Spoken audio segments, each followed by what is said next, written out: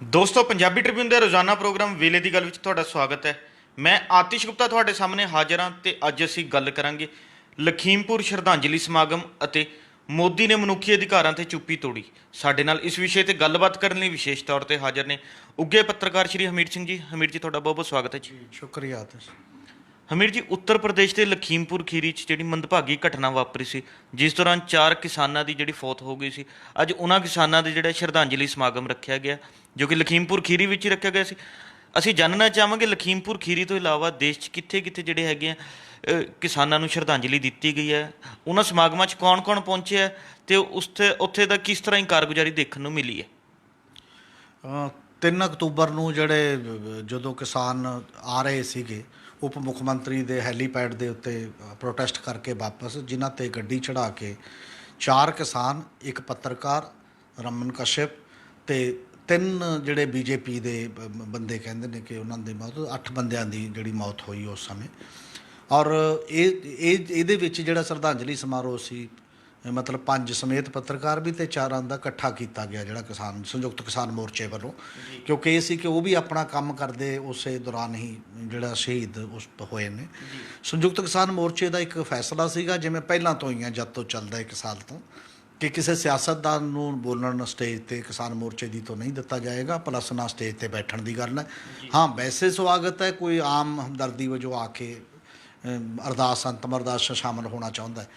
ਤਾਂ ਇੱਕ ਵੱਡਾ ਪੰਡਾਲ ਲੱਗਿਆ ਸੀ, ਕਾਫੀ ਭਾਰੀ ਇਕੱਠ ਦੇ ਵਿੱਚ, ਮਤਲਬ ਇੱਕ ਸ਼ੋਕ ਦਿਖਾਈ ਦਿੰਦਾ ਸੀ, ਦਰਦ, ਕਿਉਂਕਿ ਬਿਲਕੁਲ ਇਨੋਸੈਂਟ ਇਸ ਕਿਸਮ ਦਾ ਦਰਦਨਾਕ ਕਾਰਾ ਸੀ ਇਹ, ਜਿੱਥੇ ਬਹੁਤ ਲੋਕਾਂ ਨੂੰ ਪਸੀਜਿਆ, ਉਹਨਾਂ ਦਾ ਦਿਲ ਜਿਹੜਾ ਬਹੁਤ ਹਰਟ ਹੋਇਆ। ਉੱਥੇ ਸੰਯੁਕਤ ਕਿਸਾਨ ਮੋਰਚੇ ਦੇ ਲੀਡਰਾਂ ਤੋਂ ਇਲਾਵਾ ਜਾਂ ਵੱਖ-ਵੱਖ ਸੂਬਿਆਂ ਤੋਂ ਹੋਰ ਲੋਕ ਗਏ, ਲਗਭਗ ਉੱਤਰੀ ਭਾਰਤ ਦੇ ਸੂਬਿਆਂ ਤੋਂ ਤਾਂ ਕਾਫੀ ਤੋਂ ਹੀ ਆਏ ਲੋਕ ਜਿਹੜੇ ਕਿਸਾਨਾਂ ਨਾਲ ਸੰਬੰਧਿਤ ਸੀ ਜਾਂ ਕਿਸਾਨ ਜਥੇਬੰਦੀਆਂ ਨਾਲ ਸੀ। ਸਿਆਸੀ ਤੌਰ 'ਤੇ ਮੋਟੇ ਤੌਰ 'ਤੇ ਮੇਨ ਫਿਗਰਜ਼ ਦੇ ਵਿੱਚੋਂ ਪ੍ਰਿੰਕਾ ਗਾਂਧੀ ਅਤੇ ਜਯੰਤ ਕੁਮਾਰ, ਜਿਹੜਾ ਇੰਡੀਅਨ ਨੈਸ਼ਨਲ ਲੋਕ ਦਲ ਦਾ ਮਤਲਬ ਸੀਗਾ, ਉਹਨਾਂ ਦੇ ਆਉਣ ਦੀ ਇੱਕ ਸੂਚਨਾ। ਅਤੇ ਇੱਕ ਦਿੱਲੀ ਸਿੱਖ ਗੁਰਦੁਆਰਾ ਪ੍ਰਬੰਧਕ ਕਮੇਟੀ, ਦਿੱਲੀ ਸਿੱਖ ਗੁਰਦੁਆਰਾ ਪ੍ਰਬੰਧਕ ਕਮੇਟੀ ਨੇ ਇੱਕ ਤਾਂ ਆਫਰ ਕੀਤੀ ਹੈ, ਉੱਥੋਂ ਕਿਸਾਨ ਮੋਰਚੇ ਦੇ ਲੀਡਰਾਂ ਨੇ ਬੋਲਿਆ ਸਟੇਜ ਤੋਂ ਕਿ ਅਸੀਂ ਉਹਨਾਂ ਪੰਜਾਂ ਦੀ ਯਾਦ ਦੇ ਵਿੱਚ ਇੱਕ ਜਗ੍ਹਾ ਮੁੱਲ ਲੈ ਕੇ ਅਤੇ ਇੱਕ ਸਮਾਰਕ ਬਣਾਵਾਂਗੇ, ਤਾਂ ਕਿ ਲੰਮੇ ਸਮੇਂ ਤੱਕ ਇੱਕ ਜਿਹੜੀ ਜਮਹੂਰੀਅਤ ਦੀ ਲੜਾਈ ਹੈ ਅਤੇ ਇਹ ਸਾਡੇ ਬੱਚਿਆਂ ਨੂੰ ਵੀ ਲੱਗਦਾ ਰਹੇ ਅਤੇ ਸਰਕਾਰਾਂ ਦੇ ਲਈ ਵੀ ਇੱਕ ਦਿਖਾਈ ਦੇ ਕਿ ਇਹੋ ਜਿਹੇ ਕਾਰੇ ਨਹੀਂ ਹੋਣੇ ਚਾਹੀਦੇ ਜਿਸ ਲੈਵਲ 'ਤੇ ਨੇ ਜੀ। ਇਹ ਇੱਕ ਉੱਥੇ ਬੋਲਿਆ ਗਿਆ। ਅਤੇ ਇਹਦੇ ਨਾਲ ਦੀ ਨਾਲ ਇਹ ਹੈ ਕਿ ਜਿਹੜਾ ਪਹਿਲਾਂ ਸੰਯੁਕਤ ਮੋਰਚੇ ਦੀ ਜਿਹੜੀ ਟੀਮ ਨੇ ਫੈਸਲੇ ਕੀਤੇ ਹੋਏ ਨੇ, ਆਲਰੇਡੀ ਐਲਾਨ ਵੀ ਕੀਤੇ ਹੋਏ ਨੇ, ਉੱਥੋਂ ਹੀ ਉਹਨਾਂ ਨੇ ਐਲਾਨ ਕੀਤਾ ਕਿ ਜਿਹੜੇ ਆਏ ਹੋਏ ਨੇ, ਮਤਲਬ ਯੂਪੀ ਦੇ, ਉਹ ਕਹਿ ਰਹੇ ਸੀ 70 ਜ਼ਿਲ੍ਹਿਆਂ ਦੇ ਵਿੱਚ ਜਿਹੜੀ ਕਲਸ਼ ਯਾਤਰਾ ਭੇਜਣੀ ਹੈ, ਕਿਉਂਕਿ ਬੁਨਿਆਦੀ ਤੌਰ 'ਤੇ ਮੰਗ ਕੀ ਸੀ ਕਿਸਾਨਾਂ ਦੀ, ਹੁਣ ਤੱਕ ਵੀ ਅੱਜ ਐਲਾਨ ਉਹਨਾਂ ਨੂੰ ਅੰਜਾਮ ਇਸ ਕਰਕੇ ਦੇਣਾ ਸੀ। ਬੁਨਿਆਦੀ ਤੌਰ 'ਤੇ ਮੰਗ ਇਹ ਹੈ ਕਿ ਮੰਗ ਕੇਵਲ ਇੰਨੀ ਨਹੀਂ ਹੈ ਸਮਝੌਤਾ ਸਾਡਾ ਕਿ ਜੀ ਤੁਸੀਂ 45 ਲੱਖ ਦੇਤਾ, 10 ਲੱਖ ਦੇਤਾ, ਇੰਨੇ ਨਾਲ ਮਾਮਲਾ ਹੱਲ ਹੋ ਗਿਆ। ਇੱਕ ਆਸ਼ੀਸ਼ ਮਿਸ਼ਰਾ ਦੀ ਗ੍ਰਿਫਤਾਰੀ ਕਰਕੇ ਉਸ ਤਰੀਕੇ ਦਾ, ਅਤੇ ਦੂਜਾ ਜਿਹੜੇ ਉਹਦੇ ਫਾਦਰ ਨੇ, ਉਹਦੇ ਪਿਤਾ ਨੇ ਅਜੇ ਮਿਸ਼ਰਾ ਟੇਨੀ, ਜਿਹੜਾ ਮਤਲਬ ਗ੍ਰਹਿ ਰਾਜ ਮੰਤਰੀ ਹੈ ਕੇਂਦਰ ਦੇ ਵਿੱਚ, ਉਹਦਾ ਅਸਤੀਫਾ। ਅਤੇ ਹੁਣ ਲੋਕਾਂ ਨੂੰ ਇਹ ਵੀ ਲੱਗਿਆ, ਸਗੋਂ ਇਸ ਦੇ ਦੌਰਾਨ ਸੁਪਰੀਮ ਕੋਰਟ ਦੇ ਦਖਲ ਦੇ ਨਾਲ ਸੁਪਰੀਮ ਕੋਰਟ ਨੇ ਵੀ ਕਾਫੀ ਜ਼ਿਆਦਾ ਇਸ ਗੰਭੀਰ ਨੋਟਿਸ ਲਿਆ। ਉਹਨੇ ਕਿਹਾ ਵੀ ਇਹ ਹੋ ਕੀ ਰਿਹਾ ਹੈ, ਅਤੇ ਤੁਸੀਂ ਆਮ ਦੋਸ਼ੀਆਂ ਦੇ ਵਿੱਚ ਵੀ 302 ਦੇ ਨਾਲ ਇਹੀ ਕਰਦੇ ਹੋ ਜੋ ਹੁਣ ਕਰ ਰਹੇ ਹੋ। ਅਤੇ ਉਹ ਦਬਾਅ ਸਾਰੇ ਦੇ ਬਾਵਜੂਦ ਜਿਸ ਤਰੀਕੇ ਦੇ ਨਾਲ ਰਾਕੇਸ਼ ਟਕੈਤ ਨੇ ਵੀ ਕਿਹਾ, ਬਾਕੀ ਆਗੂਆਂ ਨੇ ਵੀ ਕਿਹਾ, ਜਿਸ ਤਰੀਕੇ ਨਾਲ ਮਹਿਮਾਨ ਨਵਾਜੀ ਕੀਤੀ ਜਾ ਰਹੀ ਹੈ, ਜਿਸ ਤਰੀਕੇ ਦੇ ਨਾਲ ਤੁਸੀਂ ਸੰਮਣ ਕਰ ਰਹੇ ਹੋ, ਜਿਵੇਂ ਕੋਈ ਗੈਸਟ ਤੁਹਾਡੇ ਘਰ ਆ ਰਿਹਾ, ਮਤਲਬ ਮੁਲਜ਼ਮ ਨਹੀਂ ਘਰ ਆ ਰਿਹਾ, ਇਹਦੇ ਤੋਂ ਵੀ ਸ਼ੰਕੇ ਪੈਦਾ ਹੋ ਰਹੇ ਨੇ ਕਿ ਤੁਸੀਂ ਕਿਸ ਲੈਵਲ ਦਾ ਜੇ ਟਰੀਟਮੈਂਟ ਹੈ। ਉਹ ਤੋਂ ਸ਼ੰਕੇ ਤਾਂ ਪੈਦਾ ਹੋ ਰਹੇ ਨੇ ਕਿ ਜਿੰਨਾ ਚਿਰ ਉਹਦਾ ਪਿਤਾ ਉਸ ਉੱਚੀ ਪੋਸਟ 'ਤੇ ਬਿਰਾਜਮਾਨ ਹੈ, ਤਾਂ ਪੁਲਿਸ ਦੀ ਹਿੰਮਤ ਨਹੀਂ ਹੈ, ਮੇਰਾ ਖਿਆਲ ਹੈ, ਕਿ ਇਹੋ ਜਿਹਾ ਗੱਲ ਕਰਨ ਦੀ। ਇਸ ਕਰਕੇ 3 ਦਿਨ ਦੇ ਭਾਵੇਂ ਉਹ ਪੁਲਿਸ ਰਿਮਾਂਡ 'ਤੇ ਹੈ, ਪਰ ਰਿਮਾਂਡ 'ਤੇ ਸ਼ਰਤਾਂ ਇੰਨੀਆਂ ਲੱਗੀਆਂ ਹੋਈਆਂ ਨੇ, ਉਹਦਾ ਵਕੀਲ ਉਹਦੇ ਕੋਲੇ ਹੋਏਗਾ, ਉਹਨੂੰ ਤੰਗ ਨਹੀਂ ਕੀਤਾ ਜਾਏਗਾ, ਉਹਦਾ ਸਾਰੀਆਂ ਚੀਜ਼ਾਂ ਜਿਹੜੀਆਂ ਜਿਸ ਲੈਵਲ 'ਤੇ ਦਿਖਾਈ ਦੇ ਰਹੀਆਂ ਨੇ, ਉਹਦੇ 'ਚੋਂ ਇੱਕ ਪ੍ਰੈਸ਼ਰ ਬਿਲਡ ਕਰਨ ਦੇ ਵਾਸਤੇ ਫਿਰ ਇੱਕ ਗੱਲ ਸਾਹਮਣੇ ਆਈ ਕਿ ਇੱਕ ਤਾਂ ਇਹ ਕਲਸ਼ ਯਾਤਰਾ ਚੱਲੇਗੀ ਯੂਪੀ ਦੇ ਜ਼ਿਲ੍ਹਿਆਂ ਦੇ ਵਿੱਚ ਵੀ ਅਤੇ ਬਾਕੀ ਸੂਬਿਆਂ ਦੇ ਵਿੱਚ ਵੀ, ਪੂਰੇ ਦੇਸ਼ ਦੇ ਵਿੱਚ ਜਿਹੜੀਆਂ ਮਹੱਤਵਪੂਰਨ ਥਾਵਾਂ ਨੇ ਜਿੱਥੇ ਵੀ ਅੰਦੋਲਨਾਂ ਦੇ ਦੌਰਾਨ ਜਾਂ ਕੁਝ ਵੱਡੇ ਵਿਅਕਤੀ ਜਿਹੜੇ ਇਨਸਾਫ ਲਈ ਜ਼ਿੰਦਗੀ 'ਚ ਲੜੇ, ਪ੍ਰੇਰਨਾ ਸਰੋਤ ਨੇ, ਉਹਨਾਂ ਥਾਵਾਂ ਤੱਕ ਜਾ ਕੇ ਉੱਥੇ ਦੁਬਾਰਾ ਮੋਟੀਵੇਟ ਕਰਨਾ, ਸਾਰੇ ਲੋਕਾਂ ਨੂੰ ਪ੍ਰੇਰਿਤ ਕਰਨਾ। ਇੱਕ ਤਾਂ ਇਹ ਗੱਲ ਹੈ ਤੇ ਨਾਲ ਇਹ ਕਿਹਾ ਕਿ 18 ਅਕਤੂਬਰ ਨੂੰ ਰੇਲ ਰੋਕੋ ਹੈ, ਜਿਹੜਾ ਸਵੇਰ ਤੋਂ ਲੈ ਕੇ ਮਤਲਬ ਸ਼ਾਮ 4 ਵਜੇ ਤੱਕ ਚੱਲਣਾ ਹੈ। ਉਹਦੀ ਤਿਆਰੀ ਲਈ ਉੱਥੋਂ ਐਲਾਨ ਕੀਤਾ ਗਿਆ ਲੋਕਾਂ ਨੂੰ ਅਤੇ ਰਹਿਣ ਦੇ ਲਈ ਕਿਹਾ। ਅੱਜ ਹੀ ਇਹ ਵੀ ਐਲਾਨ ਕੀਤਾ ਗਿਆ ਕਿ ਅੱਜ ਸ਼ਾਮ ਨੂੰ 8 ਵਜੇ ਸਾਰੇ ਲੋਕ ਆਪੋ ਆਪਣੇ ਘਰਾਂ ਦੇ ਮੂਹਰੇ 5-5 ਮੋਮਬੱਤੀਆਂ ਜਾਂ ਮੋਬਾਈਲ ਦੀ ਟਾਰਚ ਉਹਨਾਂ ਚਿਰ ਜਗਾ ਕੇ, ਜਾਂ ਉਹ ਇੱਕ ਸ਼ਰਧਾਂਜਲੀ ਦੇ ਰੂਪ ਦੇ ਵਿੱਚ ਮਤਲਬ ਇਕਜੁੱਟਤਾ ਦਿਖਾਉਣ ਕਿ ਅਸੀਂ ਇਸ ਗੱਲ ਦੇ ਨਾਲ ਹਾਂ, ਚਾਹੇ ਉਹ ਸ਼ਹਿਰ 'ਚ ਨੇ, ਪਿੰਡ 'ਚ ਨੇ, ਜਿੱਥੇ ਵੀ ਹੈਗੇ ਨੇ। ਅਤੇ ਵੈਸੇ ਤਾਂ ਅੱਜ ਸਾਰੇ ਪੰਜਾਬ ਦੇ ਵਿੱਚ ਵੀ ਜਿੱਥੇ ਲਗਭਗ 130 ਜਗ੍ਹਾ ਦੇ ਉੱਤੇ ਚੱਲ ਰਿਹਾ ਹੈ, ਪਹਿਲਾਂ ਤੋਂ ਹੀ ਮੌਲਾਂ ਦੇ ਸਾਹਮਣੇ ਜਾਂ ਟੋਲ ਪਲਾਜ਼ਿਆਂ ਦੇ ਸਾਹਮਣੇ, ਅਤੇ ਇਸੇ ਤਰ੍ਹਾਂ ਹਰਿਆਣੇ ਦੇ ਵਿੱਚ ਵੀ ਉੱਥੇ ਵੀ ਅਰਦਾਸਾਂ ਹੋਈਆਂ ਨੇ ਜਿੱਥੇ ਜਿੱਥੇ ਬੰਦੇ ਸੀਗੇ। ਉਹ ਇਹ ਤੋਂ ਇਲਾਵਾ ਗੁਰਦੁਆਰਾ ਬੰਗਲਾ ਸਾਹਿਬ ਤੋਂ ਲੈ ਕੇ ਵੱਡੇ ਗੁਰਦੁਆਰੇ ਵੀ ਜਿਹੜੇ ਸੀ ਅਤੇ ਪਿੰਡਾਂ ਦੇ ਵੀ ਸਾਰੇ ਕਿਤੇ ਅਰਦਾਸਾਂ ਹੋਈਆਂ ਨੇ, ਮਤਲਬ ਕਿਉਂਕਿ ਇੱਕ ਸੱਦਾ ਦਿੱਤਾ ਗਿਆ ਸੀ ਕਿ ਤੁਸੀਂ ਸਾਰੇ ਜਗ੍ਹਾ ਇਸ ਦੇ ਨਾਲ ਇਕਜੁੱਟਤਾ ਪ੍ਰਗਟ ਕਰਨੀ ਹੈ। ਉਹ ਮਾਹੌਲ ਸਭ ਦੇ ਸਾਹਮਣੇ ਜਿਹੜਾ ਅੱਜ ਦਾ ਇਸ ਰੂਪ ਦੇ ਵਿੱਚ ਆਇਆ। ਅਤੇ ਹੁਣ ਇਹ ਗੱਲ ਤੋਂ ਬਾਅਦ ਅਗਲੀ ਲੜਾਈ ਦੀ ਜਿਹੜੀ ਸ਼ੁਰੂਆਤ ਹੈ ਉਹ ਕਲੀਅਰ ਕੱਟ ਸ਼ੁਰੂਆਤ ਹੋਣੀ ਹੈ ਟੇਨੀ ਦੇ ਅਸਤੀਫੇ ਦੀ, ਅਤੇ ਬਾਕੀ ਬੰਦੇ ਕਿਵੇਂ ਫੜੇ ਜਾਂਦੇ ਨੇ, ਕਿਸ ਤਰੀਕੇ ਦੇ ਸਾਹਮਣੇ ਆਉਂਦੇ ਨੇ, ਇਹ ਹੁਣ ਇਹ ਤੋਂ ਬਾਅਦ ਪਤਾ ਲੱਗੇਗਾ। ਪਰ ਸੰਯੁਕਤ ਮੋਰਚੇ ਦਾ ਇੱਕ ਜਿਹੜਾ ਕਾਮਨ ਫੇਸ ਹੈ, ਸਾਂਝਾ ਚਿਹਰਾ ਅਤੇ ਸਾਂਝੀ ਲੜਾਈ ਦਾ ਇੱਕ ਗੱਲ ਹੈ, ਅਤੇ ਲੱਗਦਾ ਅਤੇ ਉੱਥੇ ਦੇ ਇਕੱਠ ਜਾਂ ਬਾਕੀ ਨੂੰ ਦੇਖ ਕੇ, ਕਿਉਂਕਿ ਇਹਦੇ 'ਚੋਂ ਹੀ ਇਹ ਲੱਗ ਰਿਹਾ ਇਸ ਦਬਾਅ ਦੇ ਵਿੱਚੋਂ ਲਗਾਤਾਰ ਕਿ ਬੀਜੇਪੀ ਦੇ ਅੰਦਰ ਯੂਪੀ ਦੀ ਲੀਡਰਸ਼ਿਪ ਜਿਸ ਤਰੀਕੇ ਨਾਲ ਉਹ ਖੁੱਲ੍ਹ ਕੇ ਬੋਲਣ ਲੱਗੀ ਹੈ, ਉਹ ਦੱਸਦਾ ਕਿ ਦਬਾਅ ਤਾਂ ਹੈ, ਪਰ ਦਬਾਅ ਉੱਥੇ ਤੱਕ ਕਦੋਂ ਪਹੁੰਚੇਗਾ ਕਿ ਪ੍ਰਾਈਮ ਮਿਨਿਸਟਰ ਉਹਨੂੰ ਬਰਖਾਸਤ ਕਰਨ ਜਾਂ ਬਾਕੀ ਦਾ, ਇਹ ਉਦੋਂ ਬਾਅਦ ਦਾ ਗੱਲ ਹੈ, ਅਗਲੇ ਦਬਾਅ 'ਤੇ ਨਿਰਭਰ ਕਰੇਗਾ। ਜੀ ਹਮੀਰ ਜੀ, ਲਖੀਮਪੁਰ ਖੀਰੀ ਦੀ ਜਿਹੜੀ ਮੰਦਭਾਗੀ ਘਟਨਾ ਵਾਪਰੀ ਸੀ, ਸਮੇਂ ਦੇ ਨਾਲ ਨਾਲ ਜਿਹੜੀਆਂ ਉੱਥੇ ਦੀਆਂ ਘਟਨਾਵਾਂ ਦੀ ਕਈ ਵੀਡੀਓ ਜਿਹੜੀਆਂ ਹੁਣ ਤੱਕ ਸਾਹਮਣੇ ਆ ਚੁੱਕੀਆਂ ਨੇ, ਪਰ ਹੁਣ ਇੱਕ ਹੋਰ ਵੀਡੀਓ ਜਿਹੜੀ ਹੈਗੀ ਵਾਇਰਲ ਹੋਈ ਹੈ, ਜਿਸ ਵਿੱਚ ਸਾਫ਼ ਦਿਖਾਈ ਦੇ ਰਿਹਾ ਕਿ ਜਿਹੜੀ ਜੀਪ ਕਿਸਾਨਾਂ 'ਤੇ ਕੁਚਲ ਰਹੀ ਹੈ, ਕਿਸਾਨਾਂ ਨੂੰ ਕੁਚਲ ਰਹੀ ਹੈ, ਉਸ ਜੀਪ ਦੇ ਵਿੱਚ ਆਸ਼ੀਸ਼ ਮਿਸ਼ਰਾ ਬੈਠੇ ਹੋਏ ਸਨ। ਉਹ ਉੱਥੇ ਦੀ ਇੱਕ CCTV ਫੁਟੇਜ ਤੋਂ ਪਤਾ ਲੱਗ ਰਿਹਾ ਵੀ ਕਿ ਵਾਇਰਲ ਹੋਈ ਹੈ। ਇਸ ਨੂੰ ਕਿਵੇਂ ਦੇਖੋਗੇ? ਇਸ ਦੇ ਨਾਲ ਹੀ ਦੂਜੀ ਗੱਲ ਇਹ ਹੈ ਕਿ ਜਿਵੇਂ ਦੇ ਚਾਹੇ ਸਿਆਸੀ ਪਾਰਟੀਆਂ ਹੋਣ ਚਾਹੇ ਕਿਸਾਨ ਹੋਣ, ਅਜੇ ਮਿਸ਼ਰਾ ਨੂੰ ਬਰਖਾਸਤਗੀ ਲਈ ਮੰਗ ਕਰ ਰਹੀਆਂ ਨੇ, ਦਬਾਅ ਬਣਾ ਰਹੀਆਂ ਨੇ, ਉਸ ਦੇ ਬਾਵਜੂਦ ਕੇਂਦਰ ਸਰਕਾਰ ਉਹਨੂੰ ਬਰਖਾਸਤ ਨਹੀਂ ਕਰ ਰਹੀ। ਇਹ ਦੋਨੋਂ ਚੀਜ਼ਾਂ ਨੂੰ ਤੁਸੀਂ ਕਿਵੇਂ ਦੇਖੋਗੇ?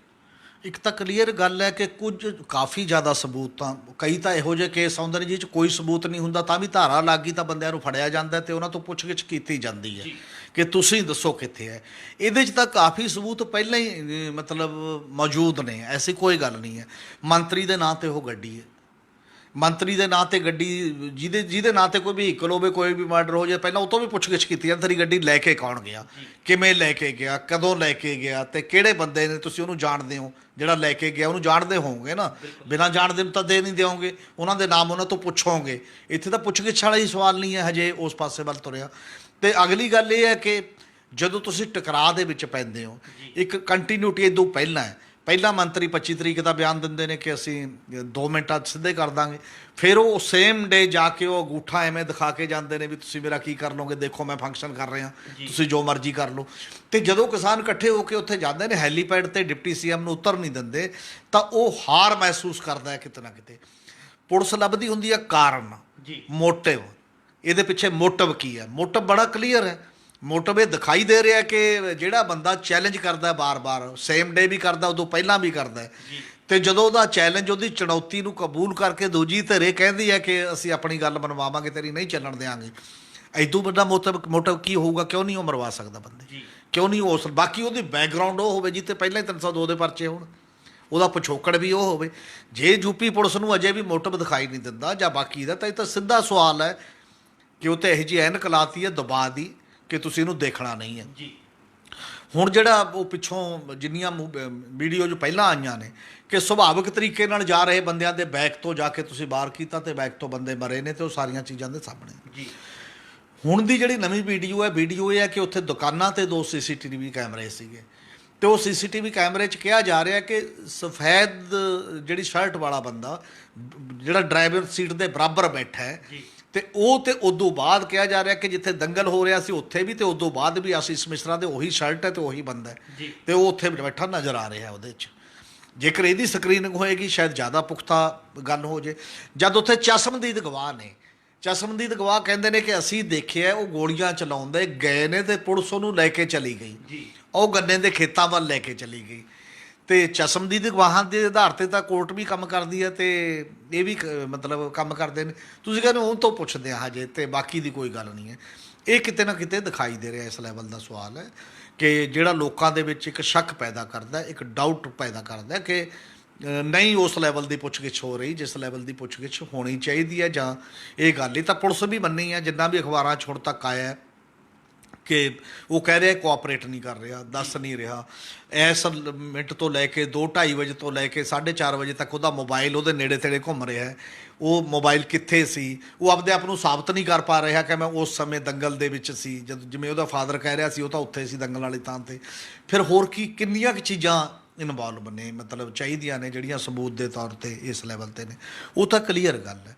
ਅਤੇ ਅਗਲੀ ਗੱਲ ਇਹ ਹੈ ਕਿ ਹੁਣ ਵੋਟਾਂ ਦਾ ਕੁਐਸਚਨ ਹੈ। ਜਿਵੇਂ ਪ੍ਰਿੰਕਾ ਗਾਂਧੀ ਨੂੰ ਕਿਸੇ ਨੇ ਕੱਲ੍ਹ ਵੀ ਬਾਰ-ਬਾਰ ਗੋਦੀ ਮੀਡੀਆ ਨੇ ਕਿਹਾ, ਖਾਸ ਤੌਰ 'ਤੇ ਬੀਜੇਪੀ ਦਾ ਜਿਹੜਾ ਲੀਡਰ ਹੈ ਇਹ ਅਨੁਰਾਗ ਜੀ, ਜਿਹੜਾ ਵਿੱਤ ਮੰਤਰੀ ਵੀ ਹੈ, ਵਿੱਤ ਰਾਜ ਮੰਤਰੀ ਹੈ, ਹਿਮਾਚਲ ਤੋਂ ਹੈ, ਜਿਹਦਾ ਰਿਕਾਰਡ ਇਹ ਹੈ ਕਿ ਉਹਨੇ ਇੱਥੇ ਵੀ ਦਿੱਲੀ ਵੀ ਸ਼ਹੀਨ ਬਾਗ ਵੇਲੇ ਵੀ ਇਹ ਕਿਹਾ ਸੀ ਗੋਲੀ ਮਾਰੋ ਛਾੜੋ ਕੁੱਦੇ ਨਾਅਰੇ ਲਵਾਏ ਸੀ। ਅਤੇ ਹੁਣ ਉਹਨੇ ਕਿਹਾ ਕਿ ਬਾਕੀ ਜਿਹੜੇ ਸਿਆਸੀ ਲੋਕ ਜਾ ਰਹੇ ਨੇ ਵਿਰੋਧੀ ਧਿਰਾਂ, ਇਹ ਟੂਰਿਜ਼ਮ ਕਰਨ ਜਾ ਰਹੇ ਨੇ, ਪੋਲੀਟੀਕਲ ਟੂਰਿਜ਼ਮ ਦਾ ਸਵਾਲ ਹੈ। ਇਹਦਾ ਜਵਾਬ ਪ੍ਰਿੰਕਾ ਗਾਂਧੀ ਨੇ ਉੱਥੇ ਠੀਕ ਠਾਕ ਦਿੱਤਾ ਵੀ ਅਸੀਂ ਪੋਲੀਟਿਕਸ ਕਰਦੇ ਹਾਂ, ਪੋਲੀਟਿਕਸ ਅਸੀਂ ਕਰਨੀ ਹੈ ਕਿਉਂਕਿ ਪੋਲੀਟੀਕਲ ਬੰਦੇ ਹਾਂ, ਪਰ ਅਸੀਂ ਇਨਸਾਫ ਦੀ ਪੋਲੀਟਿਕਸ ਉਨਾ ਚਿਰ ਇਹ ਪੋਲੀਟਿਕਸ ਜਾਰੀ ਰਹੂਗੀ ਜਿੰਨਾ ਚਿਰ ਮੰਤਰੀ ਆਪਦੇ ਅਹੁਦੇ 'ਤੇ ਹੈ, ਜਿੰਨਾ ਚਿਰ ਇਹਨਾਂ ਨੂੰ ਇਨਸਾਫ ਨਹੀਂ ਮਿਲ ਜਾਂਦਾ। ਅਤੇ ਜੇ ਇਹੀ ਪੋਲੀਟਿਕਸ ਹੈ ਤਾਂ ਅਸੀਂ ਬਾਰ-ਬਾਰ ਕਰਾਂਗੇ। ਮਤਲਬ ਇਹ 'ਚੋਂ ਡਰਨ ਦੀ ਕੀ ਨਹੀਂ, ਜੇ ਅਸੀਂ ਪੋਲੀਟਿਕਸ ਨਹੀਂ ਕਰਦੇ ਪੋਲੀਟਿਕਸ ਕਰੋ, ਲੋਕਾਂ ਦੇ ਇਨਸਾਫ ਦੀ ਪੋਲੀਟਿਕਸ ਕਰੋ, ਲੋਕਾਂ ਦੇ ਲਈ ਪੋਲੀਟਿਕਸ ਕਰੋ। ਬਿਲਕੁਲ। ਅਤੇ ਪੋਲੀਟਿਕਸ ਕੋਈ ਗੁੰਡਿਆਂ ਬਦਮਾਸ਼ਾਂ ਦਾ ਖੇਡ ਇਕੱਲਾ ਥੋੜ੍ਹੀ ਹੈ, ਤਾਂ ਮਤਲਬ ਗੁੰਡਿਆਂ ਬਦਮਾਸ਼ਾਂ ਦਾ ਖੇਡ ਛੱਡ ਦਿਓ, ਦੂਜਾ ਜਿਹੜਾ ਕਰਦਾ ਉਹਨੂੰ ਕਹੋ ਤੁਸੀਂ ਇਸ ਲੈਵਲ 'ਤੇ ਹੋ। ਇਸੇ ਗੱਲ ਕਰਕੇ ਇੱਕ ਦਬਾਅ ਬਹੁਤ ਵੱਡੇ ਪੱਧਰ 'ਤੇ ਸਾਰੀ ਦੁਨੀਆ ਤਾਂ ਦੇਸ਼ ਦੇਖ ਰਿਹਾ ਕਿ ਨਿਰਦੋਸ਼ ਲੋਕਾਂ 'ਤੇ ਗੱਡੀ ਚੜ੍ਹਾ ਕੇ ਐਂ ਦਰੜਦੇ ਜਾਓਗੇ ਤਾਂ ਕੀ ਹੋਣਾ ਉਸ ਤੋਂ ਬਾਅਦ। ਉਹਦਾ ਪ੍ਰੈਸ਼ਰ ਪੈ ਰਿਹਾ ਬੀਜੇਪੀ ਦੇ ਹੇਠਾਂ ਵਰਕਰਾਂ ਤੋਂ। ਉਸੇ ਵਰਕਰਾਂ ਦੇ ਕਰਕੇ ਬੀਜੇਪੀ ਦਾ ਜਿਹੜਾ ਸਟੇਟ ਦਾ ਇੰਚਾਰਜ ਹੈ, ਪ੍ਰਧਾਨ ਹੈ, ਉਹਨੇ ਇਹ ਕਿਹਾ ਕਿ ਇਹ ਗਲਤ ਹੈ। ਮਤਲਬ ਨਾ ਤਾਂ ਕੀ ਰਹਿਣਾ, ਸਿੱਧਾ ਦੱਸਿਆ ਉਹਨੇ ਕਿ ਅਸੀਂ ਲੀਡਰ ਇਸ ਕਰਕੇ ਥੋੜ੍ਹੀ ਬਣਨਾ ਹੈ ਕਿ ਅਸੀਂ ਫਾਰਚੂਨਰ ਚੜ੍ਹਾ ਦਿਓ ਲੋਕਾਂ 'ਤੇ। ਲੋਕ ਤੁਹਾਡੇ ਵਿਵਹਾਰ ਤੋਂ ਵੋਟ ਪਾਉਂਦੇ ਨੇ, ਆਪਣਾ ਵਿਵਹਾਰ ਸੁਧਾਰ ਕੇ ਜੇ ਵੋਟ ਲੈਣੀ ਹੈ ਤਾਂ ਵੋਟ ਲਓ, ਅਤੇ ਨਹੀਂ ਤਾਂ ਨਾ ਉਸ ਲੈਵਲ 'ਤੇ ਗੱਲ ਕਰੋ ਕਿਸੇ ਰੂਪ ਦੇ ਵਿੱਚ। ਫਿਰ ਰਾਤ ਨੂੰ ਉਹਨਾਂ ਬੀਜੇਪੀ ਦਾ ਸਟੇਟ ਦਾ ਸਪੋਕਸ ਪਰਸਨ ਹੈ, ਉਹ ਵੀ ਸੇਮ ਗੱਲ ਕਹਿ ਰਿਹਾ। ਉਹ ਕਹਿੰਦਾ ਵੀ ਇਹ ਤਾਂ ਮੰਤਰੀ ਨੇ ਦੇਖਣਾ ਕਿ ਉਹਦਾ ਅਖਲਾਕ ਕਿੱਡਾ ਕੁ ਹੈ, ਜੇਕਰ ਉਹਦਾ ਵੱਡਾ ਅਖਲਾਕ ਹੋਏ। ਸਾਡੇ ਪਹਿਲਾਂ ਬੜੇ ਬੰਦੇ ਹੋਏ ਨੇ ਜਿਨ੍ਹਾਂ ਨੇ ਅਖਲਾਕੀ ਤੌਰ 'ਤੇ ਦੇਤੇ ਜੀ, ਪਰ ਇਸ ਗੱਲ ਦਾ ਜਵਾਬ ਬੀਜੇਪੀ ਕੋਲ ਕੋਈ ਨਹੀਂ ਕਿ ਜੇ ਉਹ ਬਦ ਅਖਲਾਕ ਹੋ ਗਿਆ, ਉਹਦੇ ਕੋਲ ਅਖਲਾਕ ਨਹੀਂ ਹੈ, ਤਾਂ ਜਿਹਦੇ ਕੋਲ ਪਾਵਰ ਹੈ ਉਹਨੂੰ ਬਰਖਾਸਤ ਕਰਨ ਦੀ, ਉਹ ਪਾਵਰ ਹੈ ਪ੍ਰਧਾਨ ਮੰਤਰੀ ਕੋਲ, ਉਹਨਾਂ ਦਾ ਅਖਲਾਕ ਕਿੱਥੇ ਹੈ ਜੀ। ਇਹ ਸਵਾਲ ਖੜਾ ਹੋ ਰਿਹਾ ਨਾ ਬਾਰ-ਬਾਰ। ਅਤੇ ਮੰਤਰੀ ਦਾ ਤਾਂ ਨਹੀਂ ਹੈ, ਲੋਕਾਂ ਨੂੰ ਪਤਾ ਉਹਦੀ ਬੈਕਗਰਾਊਂਡ ਵੀ ਇਹ ਹੈ ਅਤੇ ਉਹਦਾ ਬਾਕੀ ਵੀ ਚੀਜ਼ ਹੈ, ਪਰ ਪ੍ਰਧਾਨ ਮੰਤਰੀ ਦਾ ਅਖਲਾਕ ਕਿੱਥੇ ਹੈ ਜਿਹਨੇ ਉਹਨੂੰ ਮਤਲਬ ਸ਼ਾਇਕ ਕਰਨਾ ਸੀ, ਬਰਖਾਸਤ ਕਰਨਾ ਸੀ, ਹਟਾਉਣਾ ਸੀ, ਉਹ ਤਾਂ ਕਿਤੇ ਦਿਖਾਈ ਨਹੀਂ ਦੇ ਰਿਹਾ। ਗੱਲ ਉਦੋਂ ਉੱਪਰ ਹੈ, ਉੱਥੇ ਤੱਕ ਮੇਰੇ ਖਿਆਲ ਇਹ ਵਿਚਾਰੇ ਕਹਿ ਨਹੀਂ ਸਕਦੇ। ਅਮਿਤ ਸ਼ਾਹ ਅਤੇ ਪ੍ਰਧਾਨ ਮੰਤਰੀ ਦੀ ਉਹ ਕਰਦੇ ਨੇ, ਪਰ ਛੋਟੇ ਲੀਡਰ ਫਿਰ ਵੀ ਉਹਨਾਂ ਦੇ ਅੰਦਰ ਕਿੰਨਾ ਗੱਲ ਦਬਾਅ ਪਿਆ ਹੋਊਗਾ ਤਾਂ ਹੀ ਇੰਨੇ ਕੁ ਸ਼ਬਦ ਵੀ ਨਿਕਲੇ ਨਾ। ਬੀਜੇਪੀ ਦੇ ਅੰਦਰ ਵੀ ਘਮਸਾਨ ਹੋਏਗਾ ਇਸ ਪੱਧਰ ਦੇ ਉੱਤੇ। ਪਹਿਲਾਂ 5-6 ਲੀਡਰ ਉਹਨਾਂ ਨੇ ਡਰੋਪ ਕਰਤੇ ਜਿਹੜੇ ਕਿਸਾਨਾਂ ਦੇ ਫੇਵਰ 'ਚ ਮਾੜਾ ਮੋਟਾ ਬੋਲੇ, ਤਾਂ ਕਿੰਨਿਆਂ ਕੁ ਬੰਦਿਆਂ ਨੂੰ ਪਾਰਟੀ ਔਰ ਜਿਹੜੇ ਕਿਸਾਨ ਲੀਡਰ ਆਗੂ ਕਹਿ ਰਹੇ ਸੀ ਨਾ ਕਿ ਸਾਡਾ ਅੰਦੋਲਨ ਦਾ ਸ਼ਾਂਤਮਈ ਰਹਿਣ ਦਾ ਮਤਲਬ ਹੈ, ਔਰ ਐਡੇ ਲੰਮੇ ਅੰਦੋਲਨ ਦਾ, ਇਹ ਬੀਜੇਪੀ ਟੁੱਟਣੀ ਹੈ ਅੰਦਰੋਂ। ਜਦੋਂ ਟੁੱਟਣੀ ਹੈ, ਰਾਜ ਉਦੋਂ ਜਾਣਾ ਜਦੋਂ ਬੀਜੇਪੀ ਅੰਦਰੋਂ ਟੁੱਟੂ। ਉਹਦੇ ਸੰਕੇਤ, ਉਹਦੇ ਚਿੰਨ੍ਹ ਨਜ਼ਰ ਆਉਣ ਲੱਗ ਗਏ ਨੇ ਇਸ ਪੱਧਰ ਦੇ ਉੱਤੇ ਜੀ। ਹਮੀਰ ਜੀ, ਭਾਰਤੀ ਜਨਤਾ ਪਾਰਟੀ ਤੇ ਹੁਣ ਤੱਕ ਲਗਾਤਾਰ ਜਿਹੜੇ ਹੈ ਮਨੁੱਖੀ ਅਧਿਕਾਰਾਂ ਦਾ ਘਾਣ ਕਰਨ ਦੇ ਦੋਸ਼ ਲੱਗਦੇ ਆ ਰਹੇ ਨੇ, ਜੋ ਕਿ ਸਭ ਦੇ ਸਾਹਮਣੇ ਜਗ ਜ਼ਾਹਰ ਵੀ ਹੈ। ਅਤੇ ਅੱਜ ਹਿਊਮਨ ਰਾਈਟ ਕਮਿਸ਼ਨ ਦੇ ਸਥਾਪਨਾ ਦਿਵਸ 'ਤੇ ਪ੍ਰਧਾਨ ਮੰਤਰੀ ਨਰਿੰਦਰ ਮੋਦੀ ਨੇ ਆਪਣੀ ਚੁੱਪੀ ਤੋੜਦਿਆਂ ਜਿਹੜਾ ਹੈਗਾ ਕੁਝ ਸ਼ਬਦ ਜਿਹੜੇ ਹੈਗੇ ਸਾਂਝੇ ਕੀਤੇ। ਅਸੀਂ ਜਾਣਨਾ ਚਾਹਾਂਗੇ ਉਹ ਕੀ ਅੱਜ ਬੋਲੇ ਨੇ। ਪ੍ਰਧਾਨ ਮੰਤਰੀ ਬੋਲੇ 28ਵਾਂ ਸਥਾਪਨਾ ਦਿਵਸ ਹੈ ਜਦੋਂ ਨੈਸ਼ਨਲ ਹਿਊਮਨ ਰਾਈਟਸ ਕਮਿਸ਼ਨ ਬਣਾਇਆ ਸੀ। ਨੈਸ਼ਨਲ ਹਿਊਮਨ ਰਾਈਟਸ ਕਮਿਸ਼ਨ ਇਸ ਲਈ ਬਣਾਇਆ ਸੀ ਕਿ ਸਾਰੇ ਲੋਕ ਸਾਰੇ ਮਾਮਲਿਆਂ 'ਚ ਅਦਾਲਤਾਂ ਜਾਂਦੇ ਨੇ, ਉਹ ਲੰਮੀ ਪ੍ਰਕਿਰਿਆ ਹੁੰਦੀ ਹੈ, ਇਹਦੇ ਲਈ ਲੋਕਾਂ ਨੂੰ ਚਲੋ ਨਿਆਂ ਮਿਲਣਾ ਸੰਭਵ ਹੋਵੇ। ਫਿਰ ਸੂਬਿਆਂ 'ਚ ਵੀ ਬਣਾਏ ਸੀ ਕਿ ਤਾਂ ਕਿ ਤੁਰੰਤ ਸੁਣਵਾਈ ਹੋ ਜੇ ਜਿਹੜੀਆਂ ਉਲੰਘਣਾਵਾਂ ਇਸ ਲੈਵਲ ਦੀਆਂ ਹੋ ਰਹੀਆਂ ਨੇ, ਜ਼ਿਆਦਤੀਆਂ ਹੋ ਰਹੀਆਂ ਨੇ। ਪ੍ਰਧਾਨ ਮੰਤਰੀ ਪਹਿਲੇ ਦਿਨ ਬੋਲੇ ਅਤੇ ਪਹਿਲੇ ਦਿਨ ਵੀ ਇਹ ਬੋਲੇ ਕਿ ਉਹਨਾਂ ਨੇ ਕਿਸੇ ਬਾਰੇ ਨਹੀਂ ਕਿਹਾ ਕਿ ਕਿਤੇ ਕੀ ਹੋ। ਉਹ ਕਹਿੰਦੇ ਵੀ ਕੁਝ ਲੋਕ ਸਿਆਸਤ ਕਰਦੇ ਨੇ, ਸਿਆਸਤ ਕਰਕੇ ਚੋਣਵੇਂ ਰੂਪ ਦੇ ਵਿੱਚ ਮਨੁੱਖੀ ਅਧਿਕਾਰਾਂ ਦੀ ਗੱਲ ਕਰਦੇ ਨੇ, ਇਹ ਜਮਹੂਰੀਅਤ ਦੇ ਖਿਲਾਫ ਹੈ, ਜਦ ਕਿ ਮਨੁੱਖੀ ਅਧਿਕਾਰਾਂ ਦੀ ਗੱਲ ਸਮੁੱਚਤਾ 'ਚ ਹੋਣੀ ਚਾਹੀਦੀ ਹੈ ਜੀ। ਤਾਂ ਹੁਣ ਇਹ ਤੋਂ ਕੀ ਸਮਝ ਲਈ ਜਾਵੇ? ਸਮਝ ਦਾ ਮਤਲਬ ਇਹ ਹੈ ਕਿ ਜੇ ਇੱਕ ਸੂਬੇ 'ਚ ਕੋਈ ਵਾਇਲੇਸ਼ਨ ਹੋਵੇ ਤਾਂ ਸੂਬੇ ਵਾਲਾ ਬੰਦਾ ਪਹਿਲਾਂ ਬੋਲੂਗਾ ਨਾ, ਦੂਜਾ ਬੰਦਾ ਬਾਅਦ ਦੇ ਵਿੱਚ ਆਉਂਦਾ। ਜੇ ਇੱਕ ਫਿਰਕੇ ਨਾਲ ਮਤਲਬ ਉਹਦੇ ਮਨੁੱਖੀ ਅਧਿਕਾਰ ਉਲੰਘਣਾ, ਉਹ ਤਾਂ ਫਿਰਕਾ ਪਹਿਲਾਂ ਬੋਲੂਗਾ, ਦੂਜਾ ਜਿਹੜਾ ਕਹਿੰਦਾ ਸਭ ਲਈ ਬੋਲੋ, ਇਟ ਮੀਨ ਜੇ ਕਿਸੇ ਲਈ ਵੀ ਨਾ ਬੋਲੋ, ਫਿਰ ਤਾਂ ਇਹ ਹੋ ਜਾਂਦਾ ਜਿਹੜੀਆਂ ਚੀਜ਼ਾਂ ਨੇ ਤੁਸੀਂ ਉਹ ਕਰਦੇ ਹੋ। ਤੁਸੀਂ ਕਦੇ ਵੀ ਜਦੋਂ ਯੂਪੀ ਦੇ ਵਿੱਚ ਇਲੈਕਸ਼ਨ ਦੇ ਦੌਰਾਨ ਬੀਜੇਪੀ ਦੇ ਕੁਝ ਵਰਕਰਾਂ ਦੇ ਸੱਟਾਂ ਲੱਗੀਆਂ, ਤੁਸੀਂ ਕਿੰਨੇ ਵਾਰ ਡੈਲੀਗੇਸ਼ਨ ਭੇਜੇ ਨੇ ਜਿੱਥੇ ਹੋਰਾਂ ਦੇ ਸੱਟਾਂ ਲੱਗਦੀਆਂ ਨੇ ਉਹਨਾਂ ਵਾਸਤੇ? ਜੀ ਤੁਸੀਂ ਕਹਿੰਦੇ ਹੋ ਨਾ ਮੇਰਾ ਬੰਦਾ ਸੀ, ਮੇਰਾ ਹੋ ਗਿਆ, ਤਾਂ ਜਾ ਕੇ ਭੇਜੀਆਂ ਉੱਥੇ। ਤੁਸੀਂ ਵੀ ਤਾਂ ਉਹੀ ਕਰ ਰਹੇ ਹੋ। ਦੂਜੀ ਗੱਲ, ਜਿਹੜਾ ਇਹ ਵਾਪਰਿਆ ਲਖੀਮਪੁਰ ਦੀ ਘਟਨਾ, ਉੱਥੇ ਬੀਜੇਪੀ ਵਾਲੇ ਵੀ ਮਰੇ ਨੇ 3। ਜੀ ਤੁਸੀਂ ਬੀਜੇਪੀ ਵਾਲੇ ਦੇ ਹੀ ਘਰ ਚਲੇ ਜਾਂਦੇ, ਮਤਲਬ ਕਿਸਾਨਾਂ ਦੇ ਨਹੀਂ ਜਾਣਾ, ਮੰਨ ਲਓ ਉਹ ਜੀ ਇੱਕ ਫਿਰਕਾ ਹੈ ਜਾਂ ਬਾਕੀ ਹੈ, ਤੇ ਪੱਤਰਕਾਰ ਦੇ ਵੀ ਨਹੀਂ ਜਾਣਾ। ਆਪਦੇ ਬੀਜੇਪੀ ਵਾਲਿਆਂ ਦੇ ਤਾਂ ਘਰ ਚੱਲਦੇ, ਉਹਨਾਂ ਦੇ ਪਰਿਵਾਰਾਂ ਨੂੰ ਤਾਂ ਕੋਈ ਮਤਲਬ ਗੱਲ ਕਰਦੇ, ਟੈਲੀਫੋਨ ਤੇ ਹੀ ਕਰਦੇ। ਜੇ ਘਰ ਨਹੀਂ ਜਾਣਾ ਸੀ ਉਹਨਾਂ ਦੀ ਤਾਂ ਕੋਈ ਮਤਲਬ ਰੱਖਦੇ ਮਾੜੀ ਮੋਟੀ ਕਿ ਉਹ ਬੰਦੇ ਤੁਹਾਡੇ ਨਾਲ ਜੁੜੇ ਨੇ, ਇਸ ਲਈ ਅਸੀਂ ਨਹੀਂ ਉਹ ਕਰ ਰਹੇ। ਤੇ ਤੁਸੀਂ ਤਾਂ ਉੱਥੇ ਵੀ ਨਹੀਂ ਬੋਲੇ। ਤੁਸੀਂ ਤਾਂ ਲਖਨਊ ਆ ਕੇ ਚਲੇ ਗਏ ਤੇ ਉਹ ਘਟਨਾ ਤੇ ਜ਼ਿਕਰ ਹੀ ਨਹੀਂ ਕੀਤਾ ਕਿਸੇ ਵੀ ਰੂਪ ਦੇ ਵਿੱਚ ਵੀ ਇਹ ਵੀ ਕੋਈ ਘਟਨਾ ਹੁੰਦੀ ਹੈ ਜਾਂ ਇਸ ਲੈਵਲ ਦੀ ਗੱਲ ਹੁੰਦੀ ਹੈ। ਤਾਂ ਉਹ ਮਨੁੱਖੀ ਅਧਿਕਾਰਾਂ ਦਾ ਇੱਕ ਬਹੁਤ ਵੱਡਾ ਦਾਇਰਾ ਹੈ। ਔਰ ਪਿਛਲੇ ਸਾਲਾਂ ਦੇ ਵਿੱਚ ਯੂਐਨਓ ਨੇ 5 ਬੰਦੇ ਮਤਲਬ ਕੱਢਣੇ ਸੀ ਪਿਛਲੀਆਂ ਸਦੀਆਂ ਦੇ ਕਿ ਕਿਹੜੇ ਮਨੁੱਖੀ ਅਧਿਕਾਰਾਂ ਦੇ ਸਭ ਤੋਂ ਵੱਡੇ ਬੰਦੇ ਹੋਏ ਨੇ। ਜੀ ਉਹਦੇ 'ਚ ਆਪਣੇ ਵੀ ਕੁਝ ਬੰਦਿਆਂ ਨੇ ਲਿਖਿਆ, ਜਿਹੜੇ ਆਕਸਫੋਰਡ ਵਾਲੇ ਨੇ, ਪ੍ਰੋਫੈਸਰ ਪ੍ਰੀਤਮ ਸਿੰਘ, ਉਹਨਾਂ ਨੇ ਲਿਖਿਆ ਸੀ ਕਿਤੇ ਕਿ ਇਸ ਹਿੰਦੁਸਤਾਨ ਦੇ ਵਿੱਚ ਉਹਨਾਂ ਨੇ ਸਭ ਤੋਂ ਵੱਡੇ ਬੰਦੇ ਦੇ ਤੌਰ 'ਤੇ ਗੁਰੂ ਤੇਗ ਬਹਾਦਰ ਸਾਹਿਬ ਦਾ ਲਿਖ ਕੇ ਭੇਜਿਆ ਸੀ ਯੂਐਨਓ ਨੂੰ, ਉਹਨਾਂ ਨੇ, ਔਰ ਉਹ 5 'ਚ ਸ਼ਾਮਲ ਨੇ ਦੁਨੀਆ ਦੇ ਵਿੱਚ ਜਿਹੜੇ ਹੁਣ ਤੱਕ ਦੇ ਮਨੁੱਖੀ ਅਧਿਕਾਰਾਂ ਦੇ ਸਭ ਤੋਂ ਵੱਡੇ ਲੰਬਰਦਾਰ ਦੇ। ਉਹ ਉਸ ਕਮਿਊਨਿਟੀ ਨਾਲ ਜੁੜੇ ਹੋਏ ਨੇ। ਤਾਂ ਮੈਂ ਇਹ ਗੱਲ ਕਰ ਰਿਹਾ ਜਿਨ੍ਹਾਂ ਨੂੰ ਤੁਸੀਂ ਕਹਿੰਦੇ ਹੋ ਲਖੀਮਪੁਰ ਮਾਰੇ ਗਏ ਬੰਦੇ ਨੇ। ਉਹਦਾ ਕਾਰਨ ਇਹ ਕਿਉਂ ਨੇ? ਕਿਉਂਕਿ ਉਹਨਾਂ ਨੇ ਮਨੁੱਖੀ ਅਧਿਕਾਰਾਂ ਦਾ ਐਡਾ ਵੱਡਾ ਦਾਇਰਾ ਸਿਰਜਿਆ। ਜਿਹੜੀ ਗੱਲ ਨਰਿੰਦਰ ਮੋਦੀ ਕਰ ਰਹੇ ਨੇ, ਇਕੱਲਾ ਕੀਤਾ ਨਹੀਂ ਤੇ ਉਹਨਾਂ ਨੇ ਤਾਂ ਸਿਰ ਲਹਾਇਆ, ਤੇ ਤੁਸੀਂ ਤਾਂ ਉਹ ਗੱਲ ਕੀਤੀ ਨਹੀਂ, ਤੁਸੀਂ ਤਾਂ ਨੇੜੇ ਤੇੜੇ ਨਹੀਂ ਹੋ ਕਿਤੇ। ਤੁਸੀਂ ਤਾਂ ਜਿੰਨੇ ਮੁਸਲਮਾਨ ਮਾਰੇ ਗਏ ਨੇ ਉਹਨਾਂ ਦੇ ਮਨੁੱਖੀ ਅਧਿਕਾਰ ਕਿੱਥੇ ਨੇ? ਗੁਜਰਾਤ ਦੇ ਵਿੱਚ ਉਹਨਾਂ ਦਾ ਕੀ ਕੀਤਾ ਤੁਸੀਂ? ਉਹ ਦਿੱਲੀ ਦੇ ਵਿੱਚ ਦੰਗਿਆਂ ਦੇ ਵਿੱਚ ਜਿੰਨਾ ਇੱਕ ਭਾਈਚਾਰੇ ਨੂੰ ਮਾਰਿਆ, ਉਹਨਾਂ ਦੇ ਮਨੁੱਖੀ ਅਧਿਕਾਰਾਂ ਦਾ ਕੀ ਬਣਿਆ? ਉਹ ਤਾਂ ਅਲੱਗ ਗੱਲ ਹੈ। ਗੁਰੂ ਤੇਗ ਬਹਾਦਰ ਨੇ ਕੀ ਕੀਤਾ ਕਿ ਜਦੋਂ ਗੁਰੂ ਨਾਨਕ ਸਾਹਿਬ ਜਨੇਊ ਨਾ ਪਹਿਨਣ ਦੀ ਗੱਲ ਕਰਦੇ ਨੇ, ਪਰ ਗੁਰੂ ਤੇਗ ਬਹਾਦਰ ਸਾਹਿਬ ਜਨੇਊ ਦੀ ਰੱਖਿਆ ਵਾਸਤੇ ਹੀ ਕਹਿੰਦੇ ਨੇ ਕਿ ਜੇ ਤੇਰੇ ਨਾਲ ਧੱਕਾ ਹੁੰਦਾ, ਇਹ ਤੇਰਾ ਆਪਣਾ ਵਿਚਾਰ ਹੈ, ਮੈਂ ਚਾਹੇ ਸਹਿਮਤ ਨਹੀਂ ਆ ਪਾਉਣਾ ਜਾਂ ਨਾ ਪਾਉਣਾ, ਕੋਈ ਨਹੀਂ, ਤੇਰੇ ਲਈ ਮੈਂ ਚੱਲਣਾ ਅੱਗੇ ਹੋ ਕੇ ਕੁਰਬਾਨੀ ਦਿੰਦਾ। ਤੇ ਇਹ ਵਿਚਾਰਧਾਰਾ ਦੇ ਨਾਲ, ਰੌਰ ਰੀਤਾਂ ਦੇ ਨਾਲ, ਉਹ ਸਾਰੀਆਂ ਚੀਜ਼ਾਂ ਨਾਲ ਸਹਿਮਤ ਨਾ ਹੁੰਦੇ ਹੋਏ ਕਿਸੇ ਬੰਦੇ ਦੀ ਸੁਰੱਖਿਆ ਦੇ ਲਈ ਜਦੋਂ ਤੁਸੀਂ ਆਪਣਾ ਜਾਨ ਦੇਣ ਤੱਕ ਚਲੇ ਜਾਂਦੇ ਹੋ, ਅਸਲ 'ਚ ਮਨੁੱਖੀ ਅਧਿਕਾਰਾਂ ਦਾ ਉਹ ਵੱਡਾ ਦਾਇਰਾ ਹੈ ਜਿਹਦੇ 'ਚੋਂ ਨਿਕਲਦਾ। ਉਹ ਤਾਂ ਨੇੜੇ ਤੇੜੇ ਸਾਡੇ ਸਿਸਟਮ ਦੇ ਵਿੱਚ ਨਹੀਂ ਹੈ। ਔਰ ਅੱਜ ਹੀ ਜਿੱਥੇ ਨਰਿੰਦਰ ਮੋਦੀ ਬੋਲੇ ਨੇ, ਉਸੇ ਫੰਕਸ਼ਨ ਦੇ ਵਿੱਚ ਅਮਿਤ ਸ਼ਾਹ ਮੌਜੂਦ ਸੀ। ਉਸੇ ਫੰਕਸ਼ਨ ਦੇ ਵਿੱਚ ਅਰੁਣ ਮਿਸ਼ਰਾ, ਜਿਹੜੇ ਜੱਜ ਰਿਟਾਇਰਡ ਸੁਪਰੀਮ ਕੋਰਟ ਦੇ, ਉਹਦੇ ਚੇਅਰਮੈਨ ਲਾਏ ਹੋਏ ਨੇ ਨੈਸ਼ਨਲ ਹਿਊਮਨ ਰਾਈਟਸ ਕਮਿਸ਼ਨ ਦੇ, ਉਹਨਾਂ ਦਾ ਭਾਸ਼ਣ ਕੀ ਹੈ? ਕਮਾਲ ਦਾ ਭਾਸ਼ਣ ਹੈ। ਇੱਕ ਬੰਦਾ ਨੈਸ਼ਨਲ ਹਿਊਮਨ ਰਾਈਟਸ ਕਮਿਸ਼ਨ ਦੇ ਉੱਤੇ ਬੈਠਾ ਹੈ, ਉਹ ਅਮਿਤ ਸ਼ਾਹ ਨੂੰ ਕਹਿ ਰਿਹਾ ਉਹਨਾਂ ਦਾ ਨਾਮ ਲੈ ਕੇ ਕਿ ਜੰਮੂ ਕਸ਼ਮੀਰ ਦੇ ਵਿੱਚ 2019 'ਚ 370 ਧਾਰਾ ਤੋੜਨ ਤੋਂ ਬਾਅਦ ਮਨੁੱਖੀ ਅਧਿਕਾਰਾਂ ਦੀ ਇੱਕ ਨਵੀਂ ਇਬਾਰਤ ਲਿਖੀ ਗਈ ਹੈ। ਇਹ ਜਨਾਬ ਤੁਹਾਡੇ ਕਰਕੇ ਹੈ। ਜਿਹੜਾ ਜੱਜ ਰਿਹਾ ਸੁਪਰੀਮ ਕੋਰਟ ਦਾ ਤੇ ਨੈਸ਼ਨਲ ਹਿਊਮਨ ਰਾਈਟਸ ਦਾ ਹੈੱਡ ਹੋਵੇ, ਜੋ ਇੰਨਾ ਨੀਚੇ ਆ ਜਾਊਗਾ ਆਪਣੇ ਸੰਵਾਦ ਦੇ ਵਿੱਚ, ਉਹ ਮਨੁੱਖੀ ਅਧਿਕਾਰਾਂ ਦੇ ਰੌਂਦਣ ਨੂੰ ਇੱਕ ਮੌਕੇ ਵਜੋਂ ਤੇ ਉਹਦੀ ਉਪਮਾ ਵਜੋਂ, ਪਹਿਲਾਂ ਤਾਂ ਪ੍ਰਧਾਨ ਮੰਤਰੀ ਦੀ ਚਮਚੀ ਸੁਪਰੀਮ ਕੋਰਟ ਦਾ ਜੱਜ ਰਹਿੰਦੇ ਹੋਏ ਮਾਰੀ ਉਹਨੇ ਕਿ ਬਹੁਤ ਵਰਸਟਾਈਲ ਜੀਨੀਅਸ ਹੈ ਪ੍ਰਧਾਨ ਮੰਤਰੀ। ਹਾਲਾਂਕਿ ਜੱਜ ਦੇ ਮੂੰਹੋਂ ਇਹ ਗੱਲਾਂ ਵੈਸੇ ਨਹੀਂ ਸੁਣਦੇ ਲੋਕ, ਜੱਜ ਅਲੂਪ ਰਹਿੰਦੇ ਨੇ ਵੀ ਉਹ ਕਹਿੰਦੇ ਨੇ ਆਪਾਂ ਕੀ ਲੈਣਾ, ਵੀ ਆਪਾਂ ਇਹਦੇ ਨਾਲ ਜੁੜਨਾ ਨਹੀਂ ਹੈ। ਤੇ ਅੱਜ ਉਹਨੇ ਜੋ ਅਮਿਤ ਸ਼ਾਹ ਬਾਰੇ ਕਿਹਾ, ਤਾਂ ਇਹ ਕੀ ਉਮੀਦ ਕੀਤੀ ਜਾ ਸਕਦੀ ਹੈ ਕਿ ਇਸ ਲੈਵਲ ਦਾ ਬੰਦਾ ਨੈਸ਼ਨਲ ਹਿਊਮਨ ਰਾਈਟਸ ਕਮਿਸ਼ਨ ਦਾ ਹੈੱਡ ਹੈ ਤੇ ਉਹਦੇ ਕੋਲ ਕੋਈ ਅਰਜੀ ਜਾਏਗੀ ਹਿਊਮਨ ਰਾਈਟਸ ਦੀ, ਤੇ ਗ੍ਰਹਿ ਮੰਤਰੀ ਦੇ ਚਮਚਾਗਰੀ ਕਰ ਦਿਓ। ਇੰਨੇ ਮਨੁੱਖੀ ਅਧਿਕਾਰਾਂ ਦੇ ਕੇਸ ਨੇ ਜੰਮੂ ਕਸ਼ਮੀਰ ਦੇ ਵਿੱਚ, ਇੰਨੇ ਸੁਪਰੀਮ ਕੋਰਟ 'ਚ ਪੈਂਡਿੰਗ ਨੇ, ਇੰਨੇ ਕੋਰਟਾਂ 'ਚ ਪੈਂਡਿੰਗ ਨੇ, ਮੇਰੇ ਖਿਆਲ ਤਾਂ ਹੀ ਨਹੀਂ ਇਹਨਾਂ ਕੋਲ ਜਾ ਰਹੇ। ਬਿਲਕੁਲ ਜਾਣਗੇ ਕਿਵੇਂ ਜਦੋਂ ਉਮੀਦ ਖਤਮ ਹੋ ਜਾਂਦੀ ਹੈ ਤੁਹਾਡੀ। ਇਹ ਗੱਲਾਂ ਬਹੁਤ ਚਿੰਤਾਜਨਕ ਨੇ ਕਿ ਤੁਸੀਂ ਉਹਨਾਂ ਸੰਸਥਾਵਾਂ ਦਾ, ਸੰਵਿਧਾਨਕ ਸੰਸਥਾਵਾਂ ਦਾ, ਜਿਹੜੀਆਂ ਸੰਸਥਾਵਾਂ ਤੋਂ ਲੋਕ ਉਮੀਦ ਕਰਦੇ ਸੀ ਕਿ ਤੋਂ ਨਿਆਂ ਮਿਲੂਗਾ ਜੇ ਸਰਕਾਰ ਧੱਕਾ ਕਰਦੀ ਹੈ, ਤੇ ਜਦੋਂ ਉਹਨਾਂ ਦੇ ਬੌਸ ਹੀ ਇਸ ਲੈਵਲ ਦੇ ਬੰਦੇ ਲੱਗ ਜਾਣਗੇ ਤਾਂ ਉਹ ਕੀ ਕਰਨਗੇ? ਇਹ ਬਹੁਤ ਵੱਡੇ ਕੁਐਸਚਨ ਨੇ ਜਿਹੜੇ ਸੋਚਣ ਦਾ ਸਵਾਲ ਹੈ ਸਾਰੇ ਲੋਕਾਂ ਨੂੰ, ਦੇਸ਼ ਨੂੰ। ਜੇ ਇੱਥੇ ਜਮਹੂਰੀਅਤ ਚੱਲਣੀ ਹੈ, ਜੇ ਮਨੁੱਖੀ ਅਧਿਕਾਰਾਂ ਦੀ ਰਾਖੀ ਕਰਨੀ ਹੈ, ਜੇ ਇੱਥੇ ਮਨੁੱਖਤਾ ਦੇ ਪੱਖ ਤੋਂ ਸੋਚਿਆ ਜਾਣਾ ਹੈ, ਤਾਂ ਉਹ ਸਾਰੀਆਂ ਸੰਸਥਾਵਾਂ 'ਤੇ ਸਵਾਲੀਆ ਨਿਸ਼ਾਨ ਲਾ ਕੇ ਕੁਝ ਉਹਨਾਂ ਨੂੰ ਸੁਧਾਰਨ ਵੱਲ ਅੱਗੇ ਤੁਰਨਾ ਪਏਗਾ। ਇਹ ਸਨ ਸਾਡੇ ਸੀਨੀਅਰ ਪੱਤਰਕਾਰ ਸ਼੍ਰੀ ਹਮੀਰ ਸਿੰਘ ਜੀ, ਜਿਨ੍ਹਾਂ ਨੇ ਆਪਣੇ ਵਡਮੁੱਲੇ ਵਿਚਾਰ ਸਾਡੇ ਨਾਲ ਸਾਂਝੇ ਕੀਤੇ। ਕੱਲ੍ਹ ਨੂੰ ਇਸੇ ਸਮੇਂ ਇੱਕ ਨਵੇਂ ਮੁੱਦੇ ਦੇ ਨਾਲ ਫਿਰ ਮਿਲਾਂਗੇ ਪ੍ਰੋਗਰਾਮ ਵੇਲੇ ਦੀ ਗੱਲ ਵਿੱਚ। ਧੰਨਵਾਦ।